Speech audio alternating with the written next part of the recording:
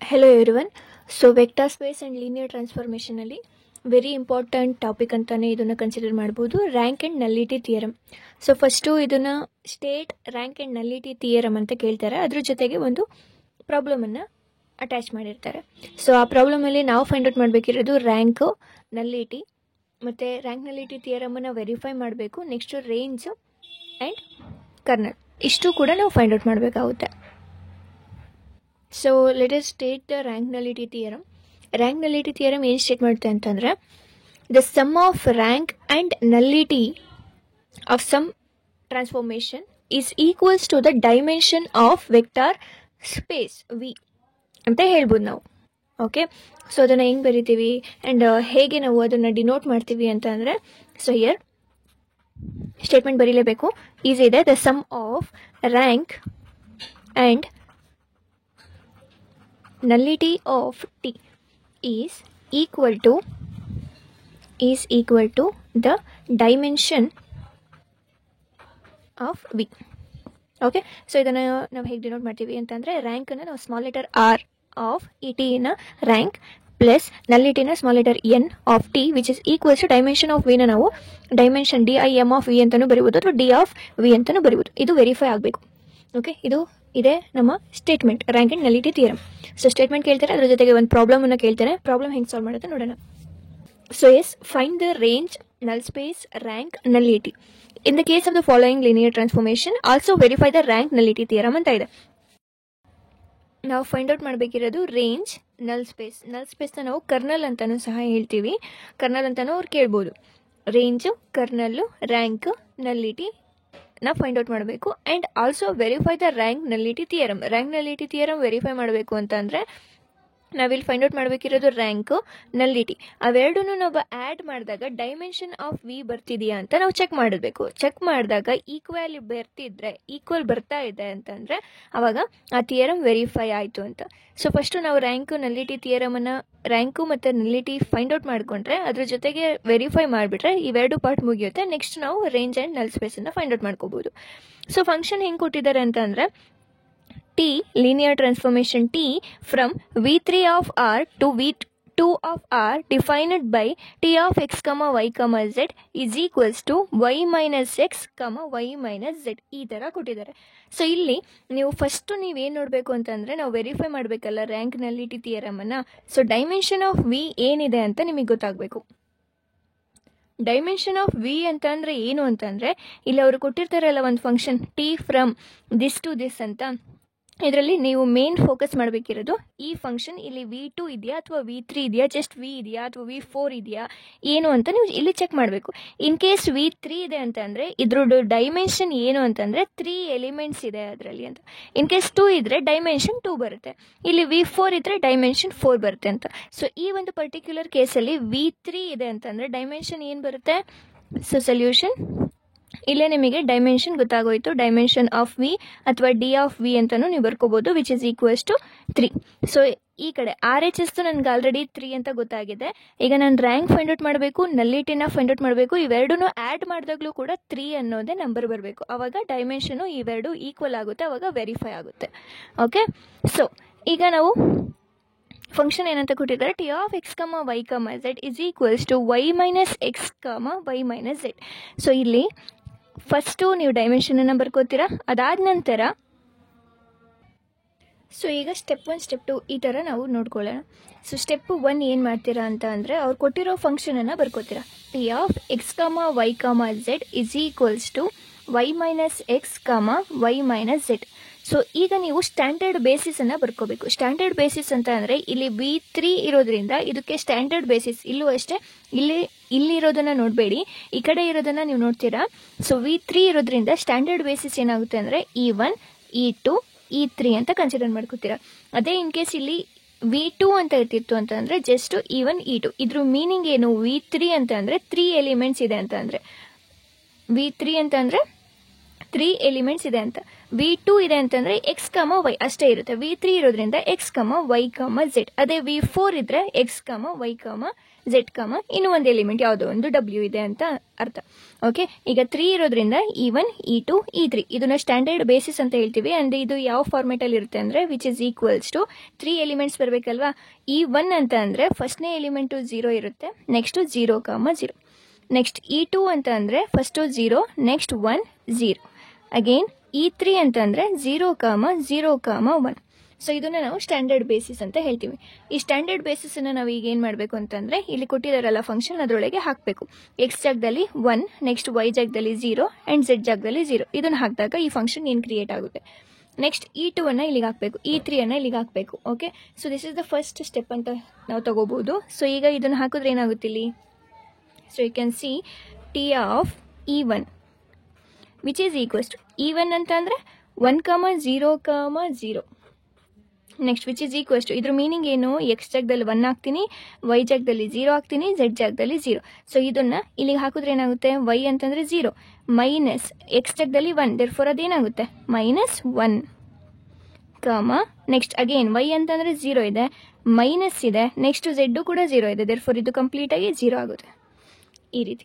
Next T of E2 which is equals to E2 ಅಂತ ಅಂದರೆ 0 comma 1 comma 0 which is equals to x ಜಾಗದಲ್ಲಿ 0 ಹಾಕಬೇಕು, Y ಜಾಗದಲ್ಲಿ 1 ಹಾಕಬೇಕು, ಝೆಡ್ ಜಾಗದಲ್ಲಿ 0 ಹಾಕಬೇಕು. ಸೊ ಈಗೇನಾಗುತ್ತೆ ಈ ಫಂಕ್ಷನು, ವೈ 1 ಇದೆ, ಎಕ್ಸ್ 0 ಇದೆ. ಸೊ ಇಲ್ಲಿಗೇನಾಗುತ್ತೆ 1 ಕಮ ಇಲ್ಲಿ ವೈ 1 ಇದೆ, ಝೆಡ್ಡು 0 ಇದೆ, ದೇರ್ಫೋರ್ ಫುಲ್ಲು 1 ಆಗುತ್ತೆ, 1 comma 1. Next T of E3 which is equals to T of E3 which is equals to T of ಇಲ್ಲಿ E3 ಅಂತ ಅಂದರೆ 0 ಕಮ 0 ಕಮ 1 ಅಂದರೆ ಎಕ್ಸು ವೈ 0 ಇದೆ, ಝೆಡ್ ಜಾಗದಲ್ಲಿ 1 ಬರುತ್ತೆ. ಸೊ ವೈ ಎಕ್ಸು 0 ಇದೆ ಅಂತಂದರೆ ಇದು 0 ಆಗುತ್ತೆ, ಕಮ ವೈ ಅಂತಂದರೆ ಅಗೇನ್ 0, ಝೆಡ್ ಅಂತಂದರೆ 1, therefore it is -1. So this is the step 1. Step 2 ಏನು ಮಾಡ್ತೀರಾ ಅಂತಂದರೆ, ಸ್ಟೆಪ್ 2 ಇಲ್ಲಿ ಬಂದಿದೆಯಲ್ಲ, ಕ್ರಿಯೇಟ್ ಆಗಿದೆಯಲ್ಲ, ಇದನ್ನು ನಾವು ಸ್ಟ್ಯಾಂಡರ್ಡ್ ಬೇಸಿಸ್ ಅನ್ನೋದು ಹಾಕಿದಾಗ ಇಲ್ಲಿ ಫಂಕ್ಷನ್ಸ್ ಕ್ರಿಯೇಟ್ ಆಗಿತ್ತಲ್ಲ, ಅದನ್ನೇ ನಾವು ಒಂದು ಮ್ಯಾಟ್ರಿಕ್ಸ್ ಆಗಿ ಬರ್ಕೋತೀವಿ. That is A is equals to ಫಸ್ಟ್ನೇದೇನಿದೆ -1 ಕಮ 0, ನೆಕ್ಸ್ಟ್ 1 1, ನೆಕ್ಸ್ಟ್ 0 -1 ಮ್ಯಾಟ್ರಿಕ್ಸ್ ಫಾರ್ಮೆಟಲ್ಲಿ ಬರ್ಕೋಬೇಕು.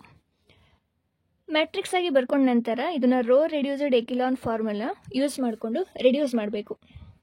ಸೊ ರೋ ರೆಡ್ಯೂಸ್ಡ್ ಎಕಿಲಾನ್ ಫಾರ್ಮಲ್ಲಿ ನಮಗೆ ಕಂಡೀಷನ್ಸ್ ಗೊತ್ತಿದೆ.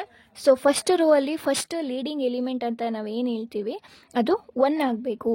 ಸೊ 1 ಆಗಿದೆಯಾ, ಇಲ್ಲಿ -1 ಇದೆ, ಇದನ್ನು ಹೇಗೆ 1 ಮಾಡೋದು ಅಂತಂದರೆ, ಇದನ್ನು ಇನ್ನೊಂದ್ಸತಿ ಮೈನಸನ್ನು ಏನಾದರೂ ಈ ರೋಗೆ ಮಲ್ಟಿಪ್ಲೈ ಮಾಡಿದ್ರೆ ಮೈನಸ್ ಇಂಟು ಮೈನಸ್ ಪ್ಲಸ್ ಆಗುತ್ತೆ. ದೇರ್ಫೋರ್ ಅದನ್ನು ನಾವು ಹೇಗೆ ತಗೋಬೋದು, R1' can be return as -R1 ಅಂದರೆ ಮೈನಸನ್ನು ಮಲ್ಟಿಪ್ಲೈ ಮಾಡ್ತಿದ್ದೀವಿ R1ಗೆ. ಈ R1' ಏನಕ್ಕೆ ಬರ್ಕೊಂಡೆ ಅಂತಂದರೆ, ನಾವೇನಾದರೂ ಚೇಂಜ್ ಮಾಡಿದಾಗ ನ್ಯೂ ರೋ ಅಲ್ಲಿ ಕ್ರಿಯೇಟ್ ಆಗ್ತಾ ಇದೆ. R1 ಇರುತ್ತೆ ಬಟ್ ನ್ಯೂ ಆಗಿರೋದ್ರಿಂದ R1' ಅಂತ ಬರ್ಕೊಂಡಿದ್ದೀನಿ ಅಷ್ಟೇ. ಓಕೆ, ಸೊ ಈಗೇನಾಗುತ್ತದು matrix A is equals to 1, ಯಾಕಂದರೆ ಮೈನಸನ್ನು ಮಲ್ಟಿಪ್ಲೈ ಮಾಡ್ಕೊಂಡಿದ್ದೀನಿ. ಸೊ -1 -1 ಪ್ಲಸ್ ಇದು 1, ನೆಕ್ಸ್ಟ್ ಇದಕ್ಕೆ ಮೈನಸ್ ಮಲ್ಟಿಪ್ಲೈ ಮಾಡಿದ್ರು 0ನೇ ಇರುತ್ತೆ. ನೆಕ್ಸ್ಟ್ 1, ಸೆಕೆಂಡ್ ರೋ ನಾವೇನು ಚೇಂಜ್ ಮಾಡ್ತಿಲ್ಲ, ಸೊ ಹಾಗೆ ಬರ್ಕೊಂಡೆ. ಥರ್ಡ್ ರೋನು ನಾವೇನು ಚೇಂಜ್ ಮಾಡ್ತಿಲ್ಲ, ಸೊ ಹಾಗೆ ಬರ್ಕೊಂಡೆ. ಸೊ ಫಸ್ಟ್ ಕಂಡೀಷನ್ ಏನು, ಫಸ್ಟು ಲೀಡಿಂಗ್ ಎಲಿಮೆಂಟ್ 1 ಆಗಿರಬೇಕು, ಸ್ಯಾಟಿಸ್ಫೈ ಆಗಿದೆ. ಅದಾದ ನಂತರ ಅದ್ರ ಕೆಳಗಿರುವಂತಹ ಎಲ್ಲ ಎಲಿಮೆಂಟ್ಸ್ 0 ಆಗಿರಬೇಕು. 1ಗಿನ ಕೆಳಗಿರುವಂತಹ ಎಲಿಮೆಂಟ್ಸು 0 ಆಗಬೇಕು. ಸೊ ಆಲ್ರೆಡಿ ಇದು 0 ಇದೆ. ಸೆಕೆಂಡ್ ರೋ ಅಲ್ಲಿ ಫಸ್ಟ್ ಎಲಿಮೆಂಟು ಇದ್ರ ಕೆಳಗಿರೋದ್ರಿಂದ ಇದನ್ನು 0 ಮಾಡಬೇಕು. ಅದನ್ನು ಹೆಂಗೆ ಮಾಡ್ತೀರಾ, ಸೊ R2' ಏನಕ್ಕೆ ಬರ್ಕೋತಿದ್ದೀನಿ, R2ನ ನಾನು ಚೇಂಜ್ ಮಾಡ್ತಾ ಇದ್ದೀನಿ. That is nothing but R2 ಅಂತ ಅಂದರೆ ಇದು 1ಗೆ -1 ನಾನು +1 ಇದೆ, -1 ಅದ್ರ ಜೊತೆಗೆ ಅದು ಮೈನಸ್ ಮಾಡಿದ್ರೆ ಅಲ್ಲಿ 0 ಆಗುತ್ತೆ. ದೇರ್ಫೋರ್ R2 ಅಂತಂದರೆ 1 ಇದೆ, -R1, 1 - 1 ಆವಾಗ ಕಂಪ್ಲೀಟಾಗಿ 0 ಆಗುತ್ತಿದ್ದು, right. So A is equals to, ಈಗ first row and third row ನಾನೇನು ಚೇಂಜ್ ಮಾಡ್ತಿಲ್ಲ, ಸೊ ಹಾಗೆ ಬರ್ಕೋತೀನಿ 1 0 0 -1. ಸೊ ಸೆಕೆಂಡ್ ರೋ ನಾನು ಚೇಂಜ್ ಮಾಡ್ತಾ ಇದ್ದೀನಿ. ಹೆಂಗೆ ಚೇಂಜ್ ಮಾಡ್ತಿದ್ದೀನಿ ಅಂದರೆ R2 - R1. So R2 - R1 ಅಂತಂದರೆ 1 - 1 0, ನೆಕ್ಸ್ಟ್ 1 - 0 ಅಂತಂದರೆ 1 ಬರ್ತಿದೆ. ಸೊ ಈಗ ಈ ಮ್ಯಾಟ್ರಿಕ್ಸ್ ಕ್ರಿಯೇಟ್ ಆಗಿದೆ. ಸೊ ಈಗ ಅಗೇನ್ ಸೆಕೆಂಡ್ ಕಂಡೀಷನ್ ಏನು, rho reduced echelon form conditions ಏನು ಅಂತ ಅಂದರೆ, ಫಸ್ಟು ರೋ ಅಲ್ಲಿ ಫಸ್ಟ್ ಲೀಡಿಂಗ್ ಎಲಿಮೆಂಟ್ 1 ಆಗಿರಬೇಕು, ಅದ್ರ ಕೆಳಗಡೆ ಇರುವಂತಹ ಎಲಿಮೆಂಟ್ಸ್ 0 ಆಗಿರಬೇಕು. ಸೆಕೆಂಡ್ ರೋ ಅಲ್ಲಿ ಲೀಡಿಂಗ್ ಎಲಿಮೆಂಟ್ ಅಂತ ಅಂದರೆ ಏನು ಅಂತಂದರೆ ಯಾವುದೇ ಒಂದು ರೋ ಅನ್ನು ಕನ್ಸಿಡರ್ ಮಾಡ್ಕೋತಿದ್ದೀನಿ ಆ್ಯಂಡ್ ಅದರಲ್ಲಿ ಫಸ್ಟ್ ಎಲಿಮೆಂಟ್ 0 ಬಿಟ್ಟು 0 ಇದ್ದರೆ ಅದನ್ನು ಲೀಡಿಂಗ್ ಎಲಿಮೆಂಟ್ ಅಂತ ಹೇಳಲ್ಲ, 0 ಆದಮೇಲೆ ಬೇರೆ ಯಾವ ಎಲಿಮೆಂಟ್ ಬರುತ್ತೋ ಅದನ್ನು ಲೀಡಿಂಗ್ ಎಲಿಮೆಂಟ್ ಅಂತ ಹೇಳ್ತೀವಿ. ಸೊ ಈ ಸೆಕೆಂಡ್ ರೋ ಅಲ್ಲಿ ಈ 0 ಬಿಟ್ಟರೆ ಇದೆ ಅಲ್ವಾ ಲೀಡಿಂಗ್ ಎಲಿಮೆಂಟ್, ಈ ಲೀಡಿಂಗ್ ಎಲಿಮೆಂಟು 1 ಆಗಿರಬೇಕು, ಅದ್ರ ಕೆಳಗಡೆ ಇರುವಂತಹ ಎಲಿಮೆಂಟು 0 ಆಗಬೇಕು. That is nothing but condition for row reduced echelon form. So ಈ ಫಸ್ಟ್ ರೋ ಅಲ್ಲಿ ಲೀಡಿಂಗ್ ಎಲಿಮೆಂಟ್ ಇದೇ ಆಗಿತ್ತು, 1 ಮಾಡಿದ್ದೀನಿ. ನೆಕ್ಸ್ಟ್ ಅದ್ರ ಕೆಳಗಡೆ ಇರುವಂತಹ ಎಲಿಮೆಂಟ್ 0 ಆಯಿತು. ಸೆಕೆಂಡ್ ರೋ ಅಲ್ಲಿ ಲೀಡಿಂಗ್ ಎಲಿಮೆಂಟ್ ಅಂದರೆ 0 ಅಲ್ಲ, ಅದಾದಮೇಲೆ ಯಾವ ಎಲಿಮೆಂಟ್ ಇರುತ್ತೋ ಆ ಎಲಿಮೆಂಟ್ 1 ಆಗಿರಬೇಕು, ಅದ್ರ ಕೆಳಗಡೆ ಇರುವಂತಹ ಎಲಿಮೆಂಟ್ನ 0 ಮಾಡಬೇಕು. ಅದು ಹೆಂಗೆ ಮಾಡ್ತೀರಾ? ಸೊ R3 ಅಲ್ವಾ ಇದು, R3 ಡ್ಯಾಶ್ R3 ಇಲ್ಲಿ -1 ಇದೆ, ಇದಕ್ಕೆ +1 ನಾನು ಸೇರಿಸಿದ್ರೆ ಅವಾಗ ಇದು ಕೂಡ 0 ಆಗುತ್ತೆ. Therefore plus R2. ಸೊ ಈಗ ಮ್ಯಾಟ್ರಿಕ್ಸ್ ಏನು ಕ್ರಿಯೇಟ್ ಆಗುತ್ತೆ? 1 0 0 1, ಯಾಕಂದರೆ ಫಸ್ಟ್ ಆ್ಯಂಡ್ ಸೆಕೆಂಡನ್ನು ನಾನು ಚೇಂಜ್ ಮಾಡಿಲ್ಲ. ಥರ್ಡ್ ಚೇಂಜ್ ಆಗ್ತಾ ಇದೆ, that is nothing but R3 plus R2. R3 ಒಂದೇ ಒಂದು ಎಲಿಮೆಂಟಿಗೆ ನಾವು ಅಪ್ಲೈ ಮಾಡೋದಕ್ಕಾಗಲ್ಲ. ಈಗ R3 ಒಂದು ಚೇಂಜ್ ಮಾಡ್ತಿದ್ದೀನಿ ಅಂದರೆ ಹೋಲ್ ಎಲಿ ಎಲ್ಲ ಎಲಿಮೆಂಟ್ಸಿಗೂ ಅಪ್ಲೈ ಮಾಡಬೇಕು. ಇಲ್ಲೂ ಅಷ್ಟೇ, R1ಗೆ ಮೈನಸ್ ಎಲ್ಲದಕ್ಕೂ ಮಲ್ಟಿಪ್ಲೈ ಆಗುತ್ತೆ. ಇಲ್ಲಿ R2 ಮೈನಸ್ R1 ಅಂತಂದರೆ ಫುಲ್ ರೋಗೆ ಮೈನಸ್ R2, ಫುಲ್ ರೋ ಅನ್ನು ನಾವು ಮೈನಸ್ ಮಾಡ್ತಿದ್ದೀವಿ ಅಂತ. ಇಲ್ಲೂ R3 ಪ್ಲಸ್ R2 ಅಂತಂದರೆ R3 ಅಲ್ಲಿ 0 ಇದೆ, -1 ಇದೆ, ಅದಕ್ಕೆ ನಾವು ಏನು ಆ್ಯಡ್ ಮಾಡ್ತಿದ್ದೀವಿ? R2 ಆ್ಯಡ್ ಮಾಡ್ತಿದ್ದೀವಿ. 0 plus 0 0 it self, -1 plus 1 is nothing but 0. So condition satisfy ಆಯಿತು. ಇಷ್ಟು ನಮ್ಮ ರೋ ರೆಡ್ಯೂಸ್ಡ್ ಎಕಿಲಾನ್ ಫಾರ್ಮ್. ಈಗ ಇಷ್ಟು ಕಂಡೀಷನ್ ಸ್ಯಾಟಿಸ್ಫೈ ಆಗಿ ರೋ ರೆಡ್ಯೂಸ್ಡ್ ಮಾಡ್ಕೊಂಡಾದ ನಂತರ ಈಗ ಇಷ್ಟೇ ಸ್ಟಾಪ್ ಆಗುತ್ತೆ ಇಲ್ಲಿಗೆ. ಸೊ ಇಷ್ಟಾದಮೇಲೆ ಏನು ನನಗೆ ಬೇಕಿರೋದು ರ್ಯಾಂಕ್ ನಲ್ಲಿಟಿ. ರ್ಯಾಂಕ್ ಅಂತ ಅಂದರೆ ರೋ ರೆಡ್ಯೂಸ್ಡ್ ಎಕಿಲಾನ್ ಫಾರ್ಮ್ಗೆ ರೆಡ್ಯೂಸ್ ಮಾಡ್ಕೊಂಡಾದ ನಂತರ ಇಲ್ಲಿ ನಂಬರ್ ಆಫ್ ನಾನ್ ಝೀರೋ ರೋಸಿಗೂ 0 ರೋಸಿಗೂ ಇರುವ ವ್ಯತ್ಯಾಸ ಏನು? 0 ರೋ ಅಂತ ಅಂದರೆ ಆ ಫುಲ್ ರೋ ಅಲ್ಲಿ ಎಷ್ಟು ಎಲಿಮೆಂಟ್ಸ್ ಇರುತ್ತೋ ಅದನ್ನೆಲ್ಲ 0 ಆಗಿರಬೇಕು. ಇದನ್ನು ನಾವು 0 ರೋ ಅಂತ ಹೇಳ್ತೀವಿ. 0 ರೋ. ಇಲ್ಲಿ ನೋಡಿ ಎಲ್ಲ ಎಲಿಮೆಂಟ್ಸು 0 ಆಗಿಲ್ಲ ಅಲ್ವಾ? ಸೊ ಅದಕ್ಕೆ ಇದನ್ನು ನಾನ್ ಝೀರೋ ರೋ ಅಂತ ಹೇಳ್ತೀವಿ. Non zero row. ಈ ನಾನ್ ಝೀರೋ ರೋನೇ ನಮ್ಮ ರ್ಯಾಂಕ್. ಸೊ ರ್ಯಾಂಕನ್ನು ಏನಂತ ಡಿನೋಟ್ ಮಾಡ್ತೀವಿ? R(t). ಎಷ್ಟಿದೆ, ಎಷ್ಟು ರೋಸ್ ನಾನ್ ಝೀರೋ ಆಗಿದೆ? ಫಸ್ಟ್ ರೋ, ಸೆಕೆಂಡ್ ರೋ ಎರಡೂ ಕೂಡ ನಾನ್ ಝೀರೋ ಆಗಿದೆ. Therefore is equals to 2. Next number of 0 ರೋಸನ್ನು ನಾವು ನಲ್ಲಿಟಿ ಅಂತ ಹೇಳ್ತೀವಿ. ಅದನ್ನು ಏನಂತ ಡಿನೋಟ್ ಮಾಡಬೇಕು? ನಲ್ಲಿಟಿ ಅಂತಂದರೆ small letter n of t which is equals to ಎಷ್ಟು ನಾನ್ ಝೀರೋ ರೋಸ್ ಇದೆ? ಎಷ್ಟು ನಾನ್ ಝೀರೋ ರೋಸ್ ಇದೆ ಅಂತಂದರೆ 2 ನಾನ್ ಝೀರೋ ರೋಸ್ ಇದೆ, 1 0 ರೋ ಇದೆ, that is equals to 1. So ಈಗ ನನಗೆ ರ್ಯಾಂಕ್ ಸಿಕ್ಕಿದೆ, ನಲ್ಲಿಟಿ ಸಿಕ್ಕಿದೆ. ಅದ್ರ ಜೊತೆಗೆ ನಾನು ರ್ಯಾಂಕ್ ನಲ್ಲಿಟಿ ಥಿಯರಮನ್ನು ವೆರಿಫೈ ಮಾಡಬೇಕು. ದೇರ್ಫೋರ್ ರ್ಯಾಂಕ್ ನಲ್ಲಿಟಿ ಥಿಯರಮ್ ಅಂತಂದರೆ ಈ ಎಕ್ಸ್ಪ್ರೆಷನ್ನ that is R(t) plus n(t) which is equals to R(t) ಎಷ್ಟು ಬಂದಿದೆ? Number of non zero rows that is 2 plus nullity ಎಷ್ಟು ಬಂದಿದೆ? 1 ಬಂದಿದೆ. ಎಷ್ಟು ಆನ್ಸರ್ ಬಂತು? 3. ಆ 3ನೇ ಏನಾಗಿದೆ? ಡೈಮೆನ್ಷನ್ ಆಗಿದೆ ಅಲ್ವಾ? ಸೊ ಡೈಮೆನ್ಷನ್ ಆಗಿದೆ ಅಂತಂದರೆ which is equals to dimension of V. Therefore ನಮಗೆ rank nullity theorem verified. Okay, so ಈಗ ರ್ಯಾಂಕ್ ಸಿಕ್ತು, ನಲ್ಲಿಟಿ ಸಿಕ್ತು, ಆ್ಯಂಡ್ ಅದ್ರ ಜೊತೆಗೆ ನಮಗೆ ವೆರಿಫೈ ಕೂಡ ಆಗಿದೆ. ಈಗ ನನಗೆ ಬೇಕಿರೋದು ರೇಂಜ್ ಆ್ಯಂಡ್ ನಲ್ ಸ್ಪೇಸ್. ಈಗ ರೇಂಜ್ ಬೇಕು. Next range null space R. ಇದನ್ನು ನಾವು ಕರ್ನಲ್ ಅಂತ ಸಹ ಹೇಳ್ತೀವಿ. ಓಕೆ, ರೇಂಜ್ ಅಂತ ಅಂದ್ರೆ ಏನೂ ಇಲ್ಲ, ಇದನ್ನು ನಾವು ಬಿಗ್ ಲೆಟರ್ R(t) ಅಂತ ಡಿನೋಟ್ ಮಾಡ್ತೀವಿ. R(t) which is equals to, ಇಲ್ಲಿ ಏನೂ ಇಲ್ಲ, ಏನು ಮಾಡ್ತೀವಿ ಅಂತಂದರೆ ಇಲ್ಲಿ number of non zero rows ಬಂದಿದೆಯಲ್ಲ, ಇಲ್ಲಿ 1,0 ಮತ್ತು 0,1 ನಾವು ಇಲ್ಲಿ ರೇಂಜಲ್ಲಿ ಹೆಂಗೆ ಬರ್ತೀವಿ ಅಂದರೆ ಸಮ್ ಕಾನ್ಸ್ಟೆಂಟನ್ನು ಮಲ್ಟಿಪ್ಲೈ ಮಾಡ್ತೀವಿ ಅಷ್ಟೇ. C1 ಸಮ್ ಕಾನ್ಸ್ಟೆಂಟ್ ಇಂಟು ಇಲ್ಲಿ ಏನು ಬಂದಿದೆಯೋ ಆ ರೋ ಅನ್ನು ಬರೀಬೇಕು. 1,0 ಪ್ಲಸ್ C2 ಸಮ್ ಕಾನ್ಸ್ಟೆಂಟ್, ಅದ್ರ ಜೊತೆಗೆ ಸೆಕೆಂಡ್ನೇ non zero row that is 0,1. ಇದೇ ರೇಂಜ್. ಈಗ ಏನು ಮಾಡ್ತೀರಾ ಅಂತಂದರೆ ಫಸ್ಟ್ ಎಲಿಮೆಂಟ್ ಇದನ್ನು ಮಲ್ಟಿಪ್ಲೈ ಮಾಡಿದ್ರೆ ಫಸ್ಟ್ ಎಲಿಮೆಂಟ್ ಏನಾಗುತ್ತೆ? C1 into 1 is C1 plus C2 into 0. First ಎಲಿಮೆಂಟ್ನ ಆ್ಯಡ್ ಮಾಡಬೇಕು. ಇದು 0 ಆಗಿದೆ, ದೇರ್ಫೋರ್ ಅಷ್ಟೇ ಅಲ್ವಾ? ನೆಕ್ಸ್ಟ್ ಸೆಕೆಂಡ್ ಎಲಿಮೆಂಟ್ ಅಂದರೆ C1 ಇಂಟು 0 ಈಸ್ 0 ಆಗುತ್ತೆ. ಅದ್ರ ಜೊತೆಗೆ ಪ್ಲಸ್ ಇಲ್ಲಿ C2 into 1 second element that is C2. This is nothing but range. ಈಗ ಕರ್ನಲ್ ಅಥವಾ ನಲ್ ಸ್ಪೇಸ್ ಅಂತ ಏನು ಅಂತಂದರೆ ಅದನ್ನು ನಾವು ಬಿಗ್ ಲೆಟರ್ n(t) ಅಂತ ಡಿನೋಟ್ ಮಾಡ್ತೀವಿ. So that is nothing but ಇಲ್ಲಿ ನಮಗೆ ಫಂಕ್ಷನ್ ಕೊಟ್ಟಿರ್ತಾರಲ್ಲ T of X comma Y comma Z is equals to 0 ಅಂತ ನಾವು ತಗೋಬೇಕು. T of X comma Y comma Z ಅವ್ರು ಏನು ಕೊಟ್ಟಿದ್ರು ಇದಲ್ವಾ, Y minus X Y minus Z ಈ ಥರ ಫಂಕ್ಷನ್ ಅನ್ನು ಡಿಫೈನ್ ಮಾಡಿದ್ರು which is equals to 0. So ಇದನ್ನು ನಾವು this is equals to 0 and this is equals to 0 ಅಂತ ನಾವು ಸಪ್ರೇಟಾಗಿ ಬರ್ಕೋಬಹುದು. That is Y minus X is equals to 0 and Y minus Z is equals to 0. So ಇದನ್ನು ನಾನು ಹೆಂಗೆ ಬರ್ಕೋಬಹುದು, Y is equals to X ಅಂತ ಬರ್ಕೋಬಹುದು, ಇದನ್ನು Y is equals to Z. So ಇದ್ರ ಮೀನಿಂಗ್ ಏನು ಅಂತಂದರೆ ಕರ್ನಲ್ ಅಂತ ಅಂದರೆ ನಾವು ಇಲ್ಲಿ ಹೇಗೆ ಡಿಫೈನ್ ಮಾಡಬೇಕಂದ್ರೆ ಎಕ್ಸ್ ಕಾಮ ವೈ ಕಾಮ ಝೆಡ್ ಫಾರ್ಮೆಟಲ್ಲಿ ನಮ್ಮ ಆನ್ಸರ್ ಇರಬೇಕು. ಆ್ಯಂಡ್ ಇಲ್ಲಿ ಸಾಲ್ವ್ ಮಾಡಿದಾಗ ನಮಗೆ ಎಕ್ಸು ವೈ ಝೆಡ್ ಎಲ್ಲ ಕೂಡ ಒಂದೇ ಟರ್ಮಲ್ಲಿ ಕನ್ವರ್ಟ್ ಮಾಡ್ಕೋಬೇಕು ನಾವು. ಅಂದರೆ ಮೀನಿಂಗ್ ಏನು ಅಂತಂದರೆ ಎಕ್ಸ್ ಅಂತ ಅಂದರೆ ಇನ್ ಟರ್ಮ್ಸ್ ಆಫ್ ವೈ ನಾವು ಡಿಫೈನ್ ಮಾಡ್ಬೋದು, ವೈ ಅಂತಾನೆ ಬರ್ಕೋಬೋದು. ನೆಕ್ಸ್ಟು ವೈಯನ್ನು ಝೆಡ್ಡನ್ನು ನಾವು ಅದನ್ನು ಕೂಡ y in terms of y ಅನ್ನೇ ನಾವು ಡಿಫೈನ್ ಮಾಡಿದ್ದೀವಿ, ಝೆಡ್ ಪ್ಲಸಲ್ಲೂ ವೈ, ದೇರ್ಫೋರ್ ವೈನ ವೈ ಆಗಿ ತಗೋತಾ ಇದ್ದೀನಿ ಅಷ್ಟೇ. ಸೊ ಇದೇ ನಮ್ಮ ನಲ್ ಸ್ಪೇಸ್ ಅಥವಾ ಕರ್ನಲ್.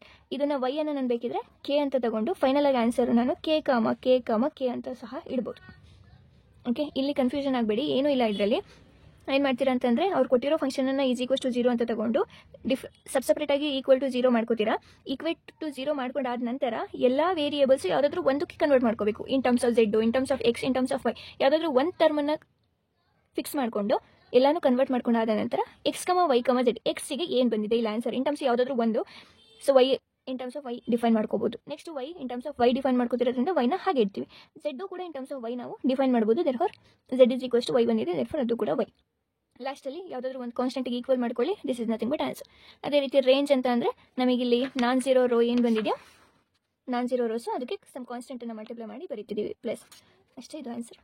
ಸೊ ಇನ್ನೊಂದು ಇದರಲ್ಲಿ ಕನ್ಫ್ಯೂಷನ್ ಆಗ್ತಿರ್ಬೋದು, ನೆಕ್ಸ್ಟ್ ವೀಡಿಯೋಲಿ ಇನ್ನೂ ಒಂದು 2 ಪ್ರಾಬ್ಲಮ್ಸನ್ನು ಸಾಲ್ವ್ ಮಾಡ್ತೀನಿ, ಅವಾಗ ನಿಮಗೆ ಕ್ಲಾರಿಫೈ ಆಗುತ್ತೆ. Okay, thank you.